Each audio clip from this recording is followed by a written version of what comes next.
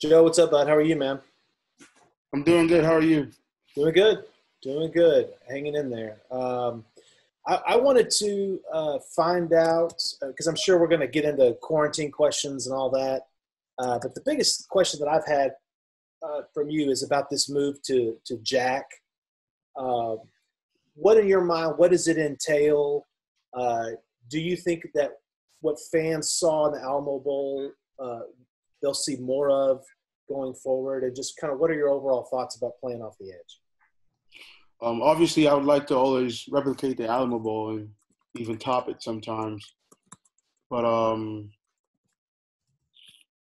I think the new coaches they've brought new ideas and a brand new way of looking at things with the defense, and we're all getting excited about it. We can't stop talking about it in group texts and group chats, all of that. We're excited to play when they do allow us to play. But I think fans can expect to see us be more explosive on the D line. Mhm. That's one thing we struggled at last year, and we want to be better this year at that. So And a quick follow up. I mean, what specifically do you think how this move will enhance your talents and what you bring? that's a tough question. But obviously, my body length, my body type is and I don't like to limit myself to one position because I think um, me just being competitive, I can play any position on the field. That's my body type. Obviously, is more of an outside linebacker, more of an on the line guy. So I just want to use my strengths. I want to use my length. I want to use my abilities to be able to help the team as much as I can. And if that's staying on the line and working a lot more rush, working a lot more edge setting, and that's what I'm prepared to do, and that's what I would want to do. Dennis, I think you raised your hand. Do you have a question? Sure do. Hey, Joesph, how have you been able to, obviously it's all virtual right now, but how have you been able to connect with Coach Ash, with the new staff, and what are your early impressions of them?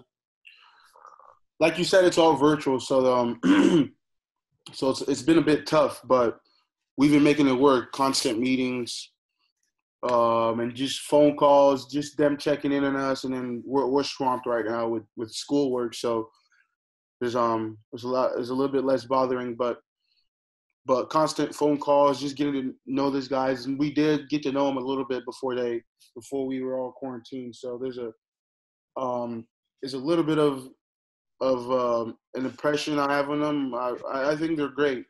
Coach Hash he's a smart guy. He loves to work. He's very intense at times, but he wants to improve and he wants to get better. He wants to talk football.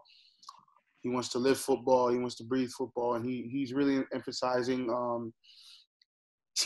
a play-led team. So we're trying to implement a bunch of film study on our own, and on the D line, we've been asking the guys to watch pass rush tape from different NFL teams and analyze it, and then say a couple things they've heard, or say a couple things they learned, or they liked, or they didn't like, or they noticed. Just anything. Say a couple things in the chat, just to keep us all accountable and know that we're all working. Go ahead, Chip. Yeah, Joesph, that was going to be my question. How do you know what your teammates are doing? How are you communicating when you're not in a Zoom meeting and working on building that chemistry and establishing leadership? Yeah, like I said, we have a D-line chat with no coaches, and it's literally called Texas D-line, no coaches.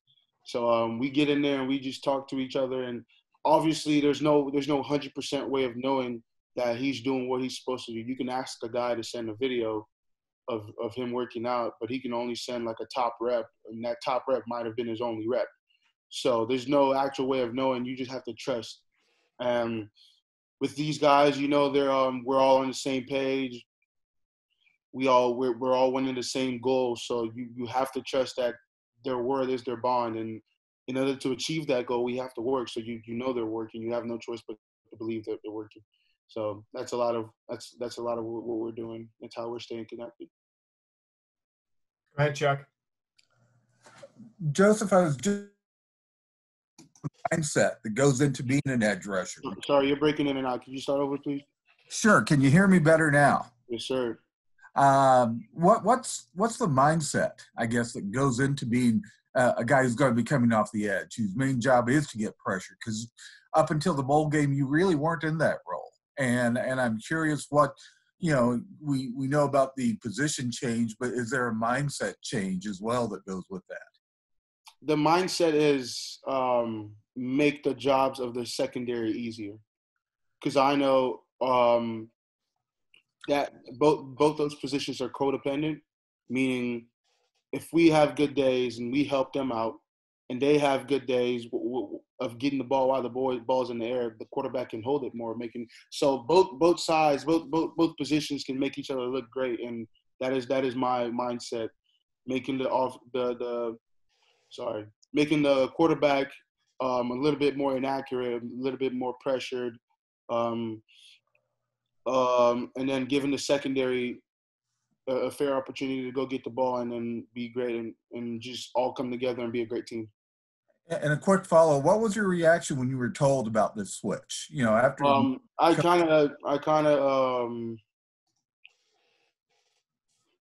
knew it was coming because we did our research on the guy, Coach Ash. He was coming from a four down front team, so we knew I was gonna have to move around, and I wasn't surprised. I played a little bit of 4 down.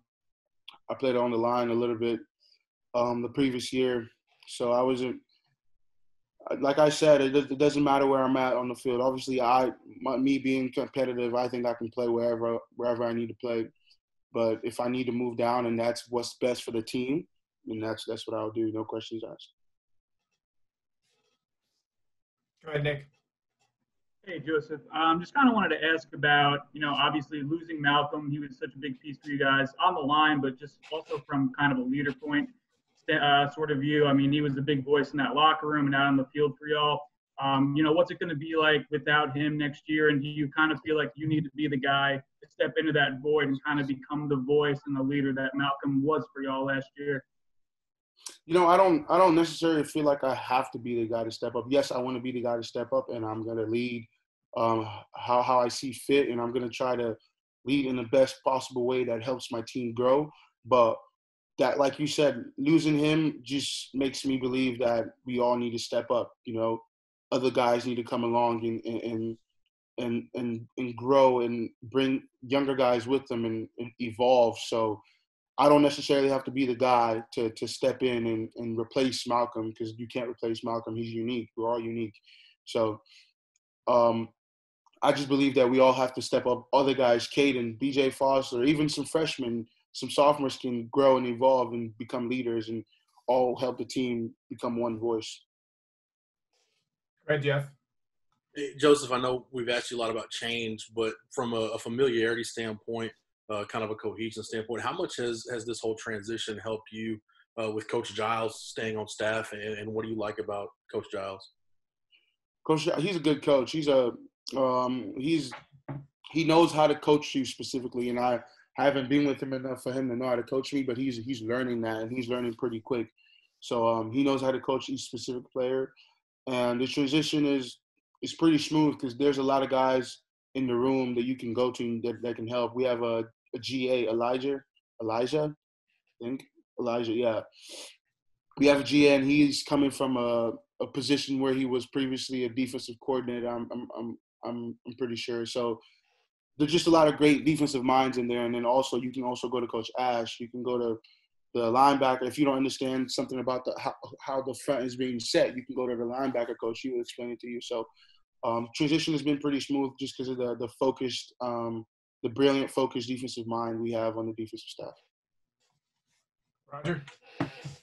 Joesph, how are you handling the mental part of the uncertainty? Everybody's got an opinion. Different conferences are saying different things. Are you able to roll with it? Are you anxious about it? How do you handle it from that aspect? It's definitely hard. It's tough, but at the end of the day, the importance of health and safety has to come first.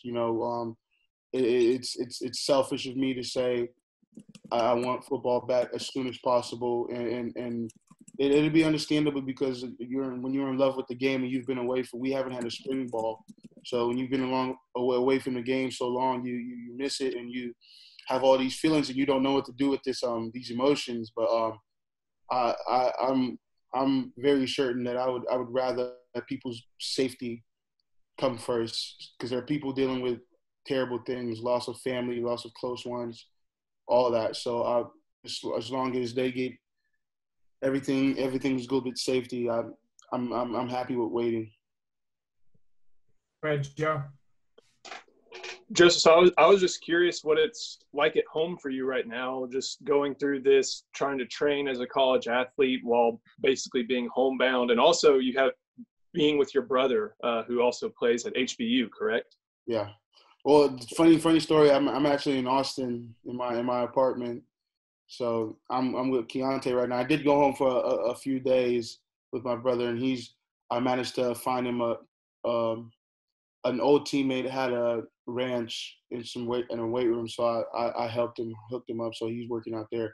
But working out here in Austin, I work out with my roommate at Sam Ellinger's house, and it's a maximum of 5 people, and we stay apart from each other, stay well apart from each other, and it's challenging, I'll tell you that. It's very challenging, but in times like this, you have to find ways to grow. You have to become innovative. You have to become creative. You have to do whatever you can to try to get a step ahead of people who are just giving in and giving up to the things saying you can't work out and you can't basically get stronger and get faster.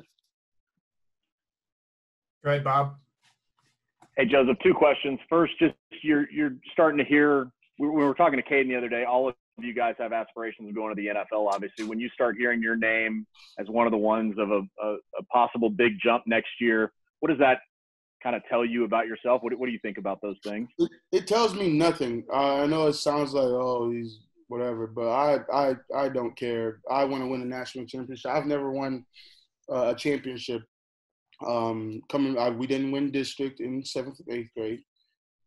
High school, we didn't win a state championship, so I want to win a national championship. And I understand that what comes with a national championship obviously is a great performance throughout the whole defense and the whole offense. So if our focus can be on winning a national championship, all those other things will take care of themselves easily. Look at LSU and their roster and what they achieved and what they accomplished and how many guys they had drafted. So if we can achieve the same, we can go to the national championship, we can be dominant.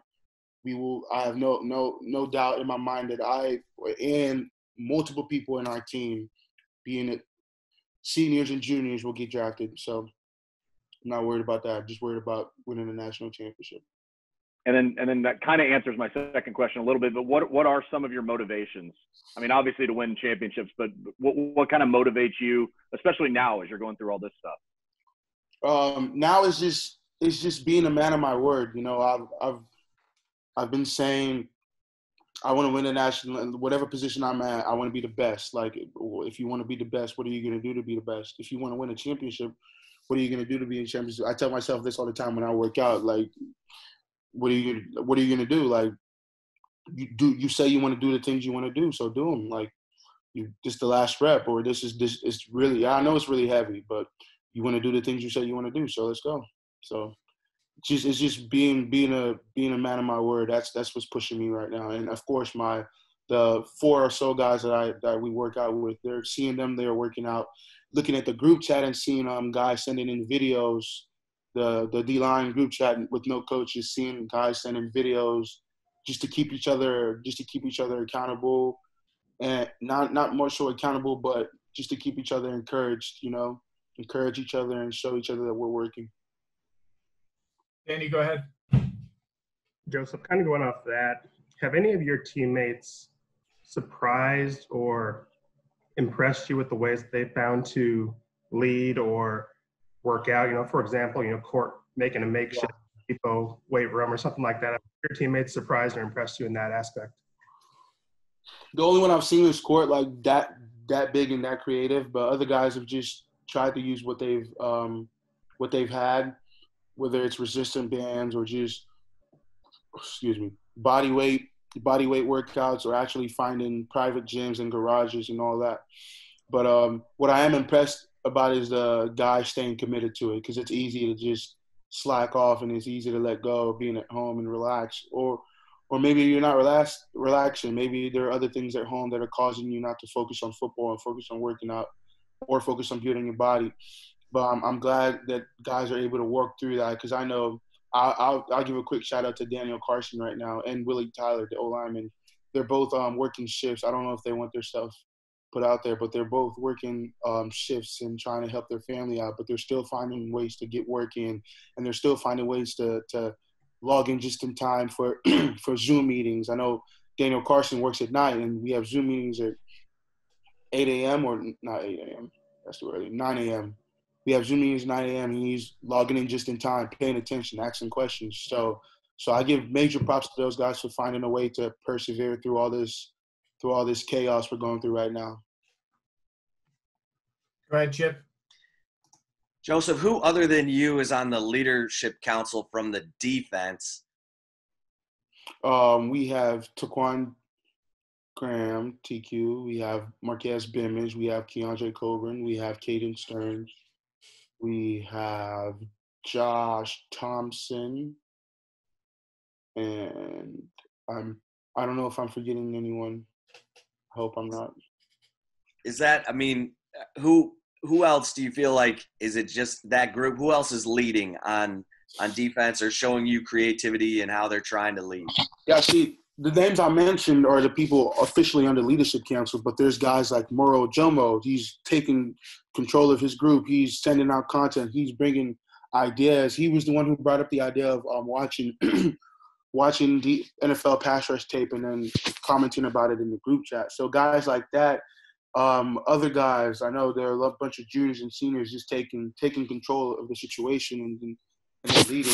That's what we want. Like I said, we want not just specific leaders. Nobody has to be the designated leader or the designated person to fill positions. Everyone needs to grow, and whoever steps up and leads at that moment is a leader. Hey, Joesph, you guys got to be able to do some walkthroughs, obviously, before everything shut down. So I'm kind of curious as to your impressions and thoughts on the new defense when you guys were able to do some walkthroughs in practice, and your impressions on Ash and your communication with some of the new guys. Like I said, it's fresh ideas, it's new ideas, and those are always good. And they're different techniques, and some of them are similar, but they're definitely different. You appreciate that, but it's work, and you appreciate learning it, the process of getting to where you want to go. So, I like that, and their style of teaching. I like their style of teaching. I also think they're very focused, and maybe it's because they're just coming in. I don't know. I don't know them very well. I'll have to spend more time with them, but they're very focused on what they want to do, and they're just trying to get all of us to jump on board with them and be on the same mindset as them. Go ahead, Jake. Going back to the pass rush film from the NFL teams, is there a certain team, a certain player that has been resonating with you specifically in this time that you're hoping to model your game after this season? The Bosa brothers. And the team I watch a lot is the 49ers, and their D-line is just all over the place. They're great. Aaron Donald is amazing. I watched a little bit of J.J. Watt in Texans just because my good friend Charles plays on the Texans, so I watched them, their pass rush. The Kansas City Chiefs, I kind of watched their line. Yeah, I watch a bunch, and we take notes. We try to figure out things that can work for us. Obviously, not everything's going to work for you because there are different body frames, different styles, and you just got to get out there. That's why I just want to get out there and then start figuring things out, start seeing what works for me, what doesn't. But I hope everybody else is doing the same, but we'll figure it out. We have plenty of time, and then if we need to, we can do Zoom pass rush workouts. And then really quick, do you find that maybe in a time like this, it could be a benefit in a way because I mean, if times were normal, I'm not sure if you'd be able to sit down and watch the amount of film and put in the study habits that you're doing right now. Do you think about that at all? That is an interesting take on things.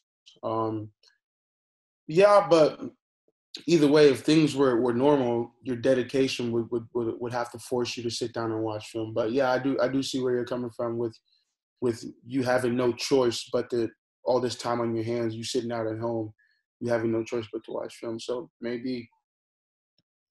Hey, Jeff, go ahead. Hey, Joesph, Coach Ash, when we met with him in February, he talked about, when he looks at building a defense, winning up front, and having a championship caliber D-line is probably most important to him. As you've gotten familiar with what you guys are going to do, how excited are yourself and guys like Bimage to have maybe more opportunities than you've had in the past to kind of pin your ears back and be more disruptive as a D-line? We all are excited. The whole D-line is excited. We are we want to be more disruptive, like you said, and I think this scheme gives us the opportunity to do just that. So I know guys like TQ, Keandre, Morrow, we're all excited. We can't wait to set the tone, because the D-line, or the front seven, linebackers included, needs to set the tone so that the game can be more predicted, is what I want to say. If you can control the line, you can control the run, you can put pressure on the quarterback, you can predict the plays of the offense, and you can call the game easier, and it's just a better game, and it flows better for us if defense can be dominant, especially up front. And we're taking that and we're running with it. One of our goals is to be the best D-line in the country, and a lot of guys are working hard towards that. I know TQ is one of the guys I work out with at Sam's house. He's getting in hard, and I trust Morrow completely. I see videos of him all the time working out. He's a strong dude, and I know we're going to be ready and we're going to be set. Travis, go ahead. Joesph, kind of along those lines, whenever they do allow you guys to come back, how long do you think you would need to be ready for a football season? I have no idea. I'll take however long they give us. You can never prepare enough or be as good enough as you think. So I'll take however long they give us, and whatever time they give us, whatever time frame they give us, we will work with that. And that has to be it, because we can't ask for more time. I don't even know if you can ask for more time. So we'll just take whatever they give us, and we'll try to make the best of it. I think that's been the theme of this whole situation, trying to make the best of whatever life has handed us in this case. So that's exactly what we're going to do. Listening to how energized you get talking about, wanting to win a national title, all those types of things. Do you think that the veteran guys realize you've got a senior quarterback, you're switching to a 4-man front, you've got a very talented, secondary. Do y'all feel like it has to be this year? We've got to get it done this year. I felt like it was going to be last year. So I can't really say on it. All I can say is we're going to work hard. We're going to work harder than we did last year. And obviously last year, the only thing that we were ridiculed with injuries left and right. But I felt like we had a great offense for it to be last year. We had a great defense for it to be last year, but it wasn't. And we just got to go back to the drawing board and get better, work harder. And everybody feels it. Everybody feels it that it can be this year, and we're working hard towards that. And like I said, it can't be lip service, though. You can't just say, oh, this is national championship year. You saying national championship year is not going to spin the football gods into giving you a national championship. You have to go work for it, and you have to put in the work. You have to do the things you say you want to do. So that's what we're all working for. And I'm sure everybody feels the energy and the excitement and the anticipation coming into it, but we'll have to wait and see. Go ahead. Joesph, you mentioned you and Taekwon and Sam. Who are the other two guys that y'all are working out with at Sam's? Caden, when he's not in San Antonio, he's down here. He's working out with us, and Josh Thompson. Do y'all have any kind of competitions that y'all are putting together through this? What kind of how are y'all kind of driving each other? Do y'all have anything like that in any kind of competition that y'all do on a daily basis? Not a competition, but I think working out with each other is a constant competition, because you see a guy go up a certain amount of weight, and you want to, if you've been sitting at 225 and you see a guy do 265, you're not going to want to sit at 225 anymore. You're going to at least, if not go up to 265, I mean, you're not built to go up to 265, but maybe 235, 245, So lifting, and when you lift with your brothers, it's a brotherhood. When you lift with your brothers, it should be constantly like that. Constantly you pushing each other. That's the point of a lift partner, for you to push each other. And that's the same when we run.